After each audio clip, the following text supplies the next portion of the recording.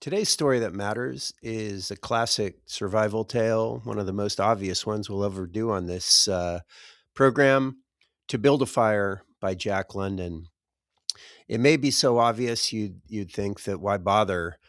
It's a story that most of us know. At least we've either read it or we've heard about it. And it's about a guy that goes out into very cold weather up in Alaska during the gold rush times and makes a few mistakes. An old man tells him, don't go out. It's really cold. His dog is following him around, going, what is this guy doing? And he freezes to death. End of story. What is the lesson we're going to learn? Why is this a story that matters? Well, don't go out when it's minus 50 below or less. And also make sure you have all the right gear. And if the cryptic old man tells you don't go out, don't go out. That's pretty obvious. But London makes it clear that the story goes deeper than that. There is another level the problem this guy has besides just a lack of preparedness. And that is London jumps in on page 2 on the version I've read and just tells us about the character. And he goes, a man lacks imagination.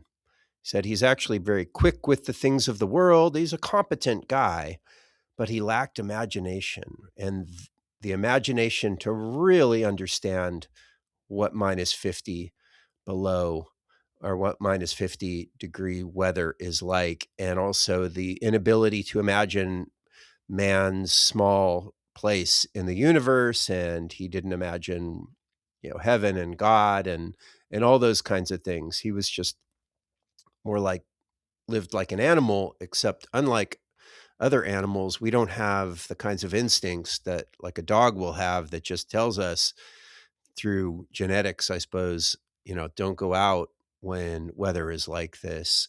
So we need to learn through our imagination. What is imagination in this case? Well, it is the ability to picture a scenario, people, a conflict, setting, and game it out in your head or write it down as a story so that we don't have to learn the lessons in it um, through personal experience every single time. The problem with personal experience is it is a good teaching tool if you survive it. Frequently, we don't. Um, and so this inability to think things through, to imagine his own death is what the guy's undoing is. That reminds me of the samurai code of Bushido.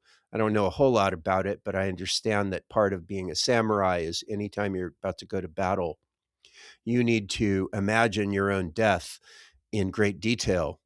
It's hard to do. It's very easy for us to imagine our success. That's our default mode, these daydreams of everything working out well. I would suggest that doesn't really take imagination. What taxes our imagination are imagining things not working out, which is why short stories, novels, the stories that have been shared generation after generation are all based on conflict. And so why would these samurai warriors imagine their death? Well, so that they could avoid it, hopefully. But if the worst happens, they can at least die with dignity. And this ability to imagine things just makes us more likely to survive. Another kind of meta aspect of this story is that we spread our stories so that not every single individual person has to imagine. We kind of outsource imagination to our artists, which is why every human civilization from the band up have made a place for their artists, for their storytellers, given them a little cut of the hunt or whatever, even though they aren't good hunters, because humans have always realized we need these stories to survive.